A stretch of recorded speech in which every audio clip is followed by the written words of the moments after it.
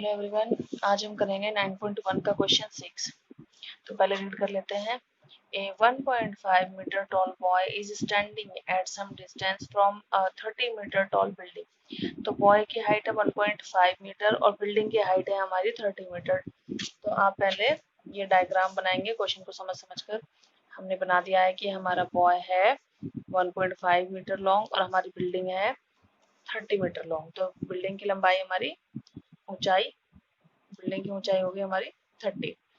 अब ये तो ऑब्वियसली अंडरस्टूड है कि ग्राउंड होगा नीचे, हमारे पास नीचे क्या होगा, ग्राउंड। तो इसको आप ग्राउंड वाली लाइन को अपने आप ही मिला लेंगे। अब इन्होंने कहा है आगे, ये बॉय की हाइट आ गई और 30 is the height of the building. The angle of elevation from his eye to the top of the building increases from 30 to 60। अब यहाँ से खड़े होकर जब ये बिल्डिंग को देख रहा है, ठीक, तो एंगल ऑफ एलिवेशन नीचे से ऊपर की तरफ जाता है। तो यहाँ देखो, एंगल बनाने के लिए हमें उसे कुछ बेस तो देना पड़ेगा। तो हमने ये लाइन अपनी तरफ से मिला ली। यहाँ एंगल बनाने के लिए हमें बेस तो तैयार करना पड़ेगा, तो हमने ये लाइन अपनी तरफ से बना ली। अब वो एंगल हमारा इंक्रीज हो रहा है as he walks towards the building. जैसे वो बिल्डिंग की तरफ जा रहा है लड़का, यहाँ से उसने चलना शुरू करा तो इधर पहुंच गया ना। उसकी आईज तो ऊपर ही होती है, ठीक। तो उसकी आईज अब कहाँ है, यहाँ। अब यहाँ से वो बिल्डिंग को जब देखता है तो एंगल ऑफ एलिवेशन कितना हो जाता है, 60 डिग्री। तो इतना फिगर समझ आ गया। अब आप आगे चलिए। Find the distance he walked towards the building. अब ये डिस्टेंस निकालना है कि बिल्डिंग की तरफ वो कितना चला। तो यहाँ है उसके फुट, ठीक है। तो वो कितनी दूर चला बिल्डिंग की तरफ, ये डिस्टेंस निकालना है आपको, ठीक है। तो यहाँ पर आप इसको मान लीजिए ए बी, इसको मान लिया मैंने बिल्डिंग की हाइट को, सी डी और उसको मान लेती हूँ मैं ई। तो ये मेरा बन गया डायग्राम। अब हम इसको डी ई को अगर मैं एक्स मान लूं, ठीक है, और ये ई और यहाँ कर दो एफ, ई एफ को मैं वाई मान लूं। इस तरह से मेरा डायग्राम कंप्लीट हुआ है। मुझे फाइंड आउट क्या करना है, ये वाला डिस्टेंस एक्स फाइंड आउट करना है मुझे। तो अब मैं इसको ऐसे ऐसे डॉट से नीचे से मिला देती हूँ ताकि मुझे याद रहे कि मुझे ये फाइंड करना था। ये जो लड़का टुवर्ड्स द बिल्डिंग चला है, ये फाइंड आउट करना है। अब हम इसमें देखते हैं कि दो ट्रायंगल, देखने में फिगर आपको थोड़ा सा टफ लग सकता है, लेकिन अब आप यहाँ देखें, आपको कितने फिगर दिखाई दे रहे हैं, यहाँ पर ट्रायंगल कितने दिखाई दे रहे हैं, एक और ये दो। तो बारी बारी से दोनों ट्रायंगल में हम जाएंगे और हमें एक चीज और यहाँ पर निकालनी पड़ेगी कि ए से एफ तक की दूरी, ये चीज हमारी कैसे निकलेगी। टोटल 30 है, तो 30 माइनस 1.5, तो मेरा कितना आ गया, 28.5। तो मैंने 30 में से जब 1.5 को डिडक्ट किया तो मेरा 28.5 आ गया। 28.5 मेरा क्या आया है, ये वाला, यहाँ से यहाँ तक। ये बॉय मैंने कुछ ज्यादा बड़ा बना दिया, वैसे 1.5 थोड़ा छोटा ही बनाना चाहिए था, लेकिन इससे कोई फर्क नहीं पड़ेगा क्वेश्चन में। अब इसको स्टार्ट करते हैं। अब ट्रायंगल ए एफ ई को लेकर चलते हैं। सबसे पहले हम किसे लेकर चलेंगे, ट्रायंगल। अब जो जो चीजें आपको दी हैं सब लिखनी पड़ेगी कि height of the boy equal to 1.5, height of the building 30 और एंगल ऑफ एलिवेशन, ये वाला एंगल दिखाना पड़ेगा, ए डी ई 30 और A E F 60, let D E equal to X, let E F equal to Y. तो ये सारा कुछ दिखाने के बाद आप फिर आगे बढ़ेंगे in triangle A F E. अब आप ट्रायंगल ए एफ में आ गए, ए एफ ई। इसमें आप क्या करेंगे, आप एक साइड तो वो लेते हैं जो आपको पता होती है और एक वो लेते हैं जो आपको नहीं पता होती। तो आप लेंगे A F upon A E, A F upon क्या लेंगे, A F upon A E. Got it. A F के अपॉन में ए ई ले लिया मैंने, A F upon F E, sorry A E नहीं, A upon F E equals to क्या होता है, ये परपेंडिकुलर अपॉन बेस हमारा क्या होता है, P B P H H B के हिसाब से tan थीटा। तो थीटा कितना है, 60 डिग्री। तो यहाँ हम सॉल्व करके निकाल लेंगे। ए एफ मेरा कितना है, 28 28.5 और एफ ई मेरा कितना है, एफ से लेकर ई तक मेरा है वाई और इक्वल्स टू 1060 डिग्री होता है √3। यहाँ से जब हम इसको सॉल्व करेंगे तो ये हमारे पास आ जाएगा, क्रॉस मल्टीप्लाई करके जिसको सॉल्व करेंगे हम, तो यहाँ से ये चीज़ हमारी आ जाएगी वाई इक्वल्स टू, इसकी मल्टीप्लाई इसमें करेंगे √3 इंटू वाई इक्वल्स टू 28.5। अब वो जो मल्टीप्लाई में वो अपॉन में आ जाएगा √3, तो √3 यहाँ से उठ के कहाँ जाएगा, अपॉन में आ जाएगा इसके। ठीक, अब इसको 1 दे दो, इस इक्वेशन को नाम दे दो 1। अब आप दूसरे वाले ट्रायंगल में जाओ, हमने y फाइंड आउट किया, अब हम जाएंगे दूसरे वाले ट्रायंगल में, मतलब इस पूरे में ADF में, और इसमें आप क्या करेंगे, ADF वाले में ये वाला पोर्शन अपॉन ये वाला पोर्शन इक्वल्स टू 10-30 डिग्री, मतलब AF upon FD equals to 30 degree. अब हम आ गए इन ट्रायंगल AFD। अब उसमें हमने क्या किया, AF अपॉन FD किया, और यहाँ पर हमने 10 कितना लिख दिया, 30 डिग्री। AF मेरा कितना था 28.5 और FD मेरा कितना है x प्लस वाई, दोनों को मिलाकर है ना, देखो FD मेरी ये दूरी जो है x प्लस वाई मिलाकर है पूरी। अब ये लिख दिया हमने इक्वल्स टू 10-30 कितना होता है 1/√3। अब आप इसको क्रॉस मल्टीप्लाई करके सॉल्व करो, तो x plus y equals to 28.5√3 आपके पास आ गया है। अब हम क्या करेंगे यहाँ पर, अब वैल्यू पुट कर देंगे, इसकी किस में वैल्यू पुट करेंगे, यहाँ पर y की वैल्यू जो हमने निकाली थी ना पहले, ये वाली 28.5/√3, तो y की जगह ही वैल्यू रख दो। तो आपने x अपनी जगह रहेगा, x को कुछ नहीं करना है, लेकिन y की जगह 28.5/√3 लिखेंगे इक्वल्स टू 28.5√3। अब हम दोनों में से 28.5 कॉमन ले लेंगे, दोनों में है हमारा 28.5, तो यहाँ कितना बचा √3 और -1/√3। कैलकुलेशन करने के अपने अपने सबके तरीके अलग है, आपको ऐसे इजी लगे तो ऐसे कर लो, दूसरा तरीका हो तो ऐसे कर लो। इसके अपॉन में 1 मानकर इसको क्या कर लो, एलसीएम ले लो, तो आपके अपॉन में √3 और ये 3 माइनस वही 3, एलसीएम तो जब किसी के नीचे कुछ नहीं होता 1 होता है, दूसरे के नीचे कोई डिजिट होती है तो वही हमारी एलसीएम बन जाती है। क्रॉस मल्टीप्लाई करो, 3 से 3 रूट से रूट कट गया तो हमारा 3 बचा -1। अब इसको सॉल्व कर दो, 28.5 इंटू 3 में से कितना आ गया 1, तो कितना बचा 2/√3। अब इसको मल्टीप्लाई करके लिख देना, और उसके बाद आपको इसको क्या करना है, रैशनलाइज। इस चीज इतना करने के बाद आपको इसको रैशनलाइज भी करके दिखाना पड़ेगा। तो आपका ये आ जाएगा 2 5 जा 10, 2 8 जा 16 17, ये आपका 57 आया, 0 हटा दो। आप सोल्व करोगे 57/√3 आएगा सोल्व करने के बाद। अब आप क्या करेंगे, √3 के ऊपर नीचे मल्टीप्लाई कर देंगे, इसको कहते हैं रैशनलाइज करना। रूट से रूट कैंसिल हो जाएगा नीचे का, और लेकिन ऊपर का आपका आ गया 57/√3। यहाँ स्पेस नहीं है, इधर लिख देती हूँ। क्या आंसर आएगा आपका 57√3/3। रूट से रूट कट गया नीचे तो अपॉन 3। तो ये आपका सोल्व को क्या है, x, और x क्या था हमारा x ही था जो यहाँ से लेकर यहाँ तक चला था, वो x ही था। तो हमने फाइंड कर लिया आंसर। ठीक है, तो थोड़े से लेंथी होने लगे क्वेश्चंस, इसलिए आप मुझे समझने की कोशिश करें, मैं समझा रही हूँ। अब नेक्स्ट क्वेश्चन देखें, क्वेश्चन 7।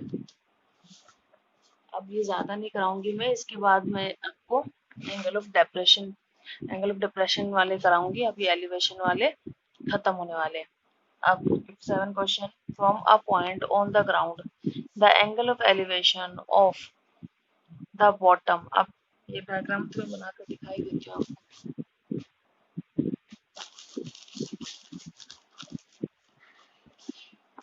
इसमें क्या हो रहा है, from the point on the ground, ground पर कोई पॉइंट है, the angle of elevation of the top of the bottom and the top of transmission tower fixed at the top of 20 metre high building. पहले तो 20 metre high building ले लो। ये 20 metre high building ले ली मैंने, इसकी building की height इतनी है।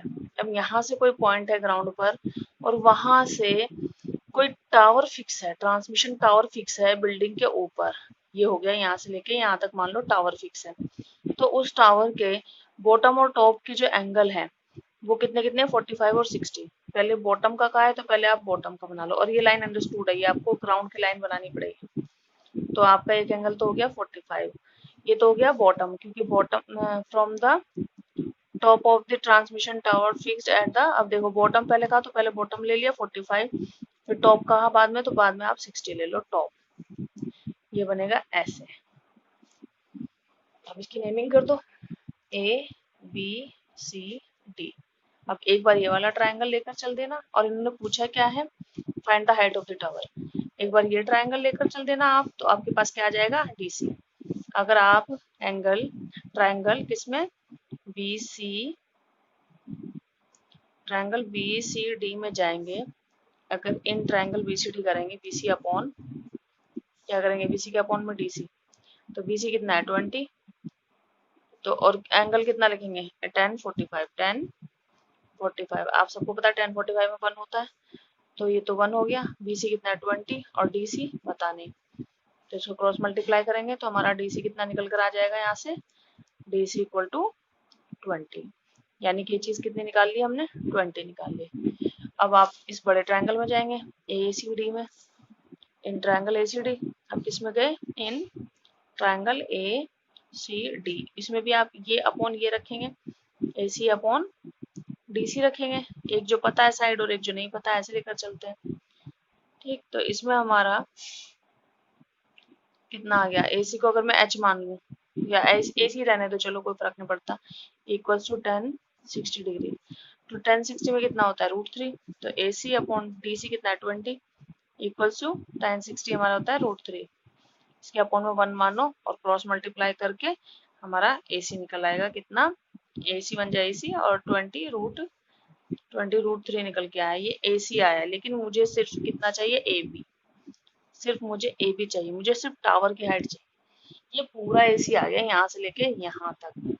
ठीक है, तो इसमें से आप फिर माइनस करेंगे, फिर आपका आंसर आ जाएगा। अब आपका क्वेश्चन 8 भी सेम है जैसा क्वेश्चन 7 था, बस 9। क्वेश्चन 9 कह रहे हैं the angle of elevation of the top of A building from the foot of tower is 30 degree. अब एक बिल्डिंग है और एक टावर है और दोनों क्या है, आमने सामने। बहुत बिल्डिंग एंड टावर, अगर आपने इसमें डायग्राम बनाने सीखे तो कोई प्रॉब्लम वाली बात नहीं होगी आगे आपको।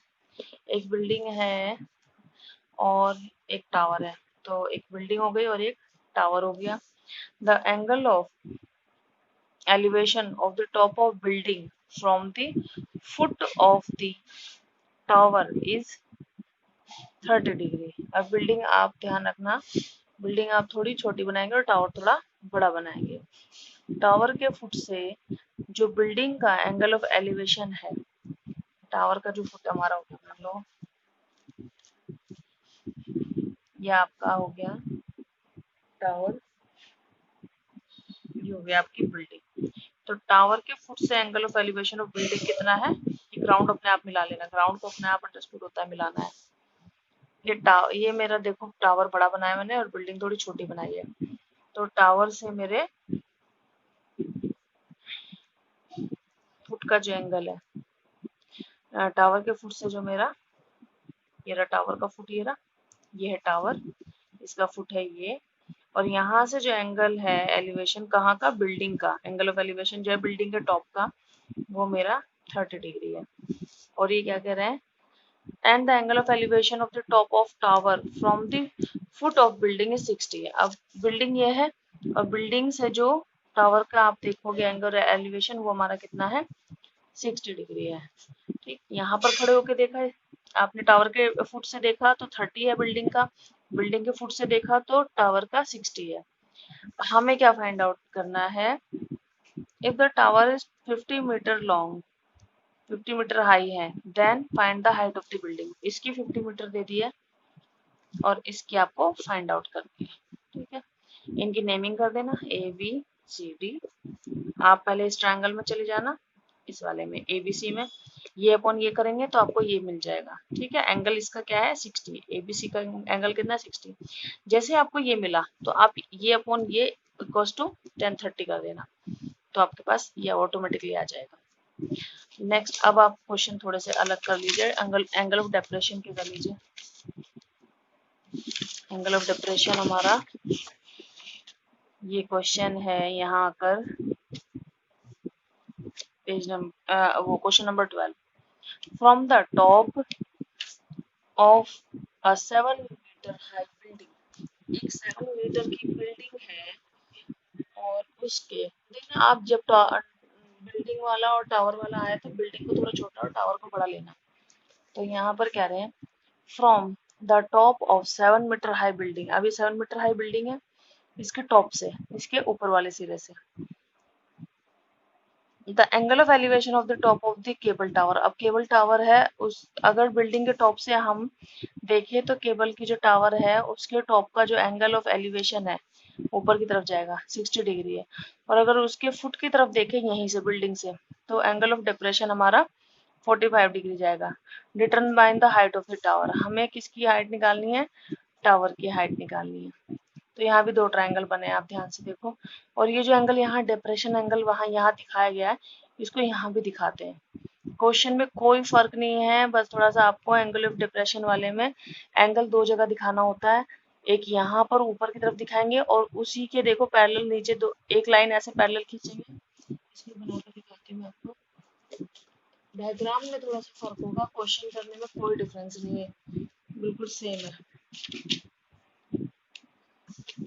यहाँ इन्होंने हमें बोला है ये एक हो गई आपकी बिल्डिंग जो कि 7 मीटर हाई है, इसकी हाइट दे दी 7 मीटर। इसके टॉप से किसी केबल कोई टावर है हमारा, और ये आप देखना ग्राउंड तो अपने आप मिला ही लो, अंडरस्टूड है कि ग्राउंड तो आपको मिलाना ही है।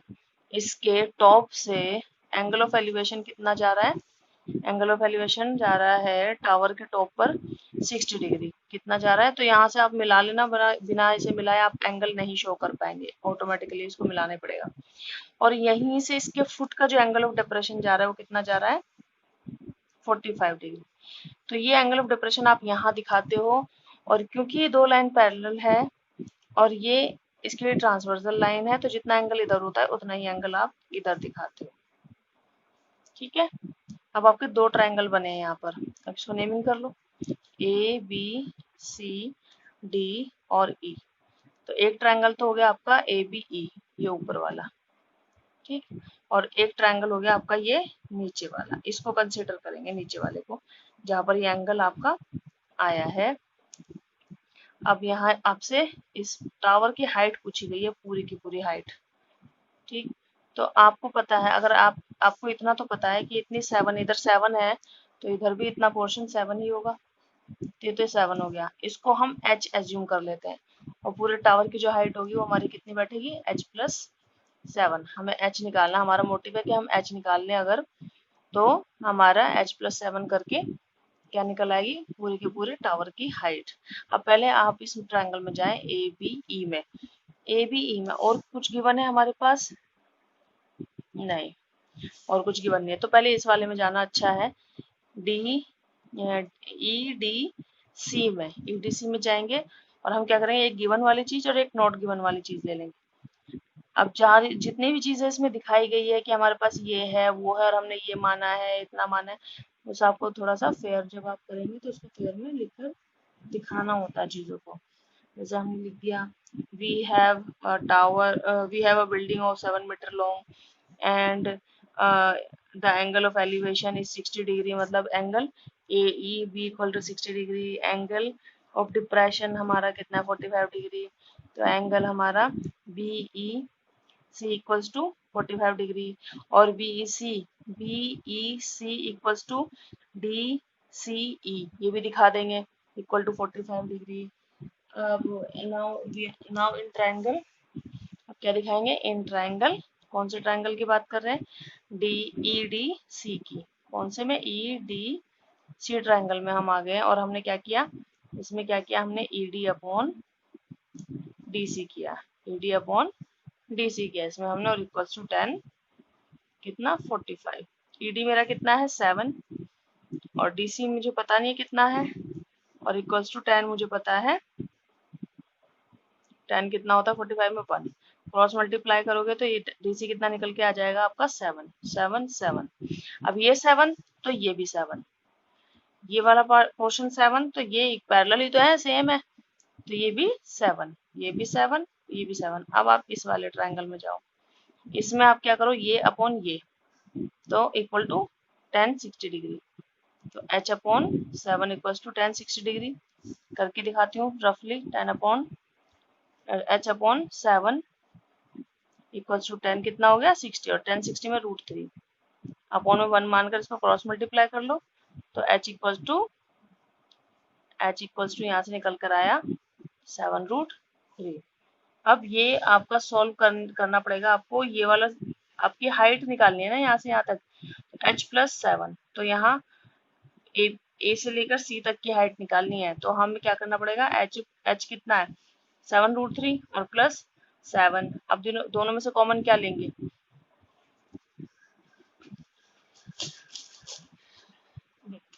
मेरे पास यहाँ पर एक तो h निकल कर आया 7√3, और एक मेरे पास यहाँ से लेकर BC, AC क्या है AB प्लस BC, AB कितना निकल कर आया, h कितना निकल कर आया 7√3, और BC कितना था 7। अब इन दोनों को ऐड करेंगे तभी तो हमारा टावर की हाइट निकलेगी।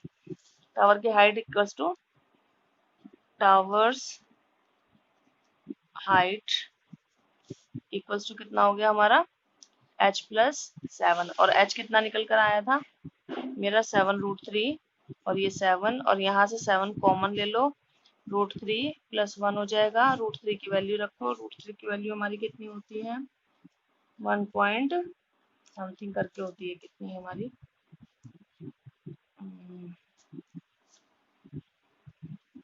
इन्होंने किया ही नहीं है सॉल्व आगे, बस इतना ही आंसर छोड़ दिया है, वैसे ये हमारा आंसर निकल कर आएगा। तो एंगल ऑफ डिप्रेशन के एक क्वेश्चन और देख लेते हैं, फिर एक्सरसाइज खत्म हो जाएगी हमारी।